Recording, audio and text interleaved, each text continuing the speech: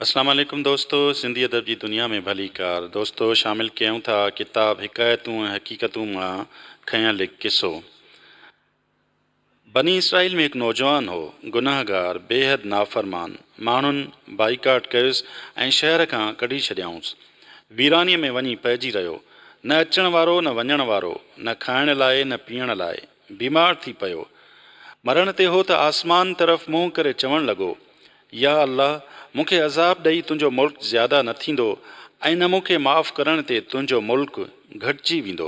न मुंहिंजो को माइट मूं वटि आहे, न को दोस्त वाक़िफ़कार। मूंखे सभिनी छॾे ॾिनो आहे। मां आहियां ई अहिड़ो ऐं उन ई क़ाबिल जो ठुकरायो वञा।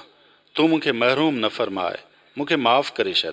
बेशक मूं नाफ़रमानियूं कयूं, पर तूं पंहिंजी रहमत खे ॾिस। तूं गफ़ूर रहीम आहीं। इहो चयईं ऐं जान मालिक हवाले कयईं। हज़रत मूसा अलैहिस्सलाम ते वही आयो त मुंहिंजो हिकु दोस्त फ़िलाणे वीरानी में मरी वियो आहे। हुनखे वञी गुसुल ॾे ऐं जनाज़ो पढ़ेसि। ऐं जेतिरा बि शहर में बदमाश ऐं नाफ़रमान आहिनि, उन्हनि खे चओ त उन ई जी जनाज़े में शिरकत कनि। मां उन्हनि खे बि बख़्शे छॾींदुसि। हर कोई गुनाहगार आहे।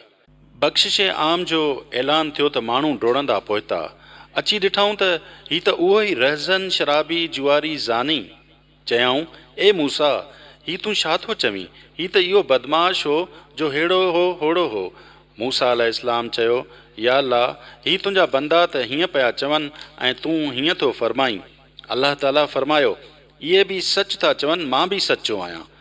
इहो अहिड़ो ई हो जीअं इहे चई रहिया आहिनि, लेकिन जॾहिं मोह आहे त बेवसीअ में मोह आहे ऐं मूंखे ॿारायो अथई।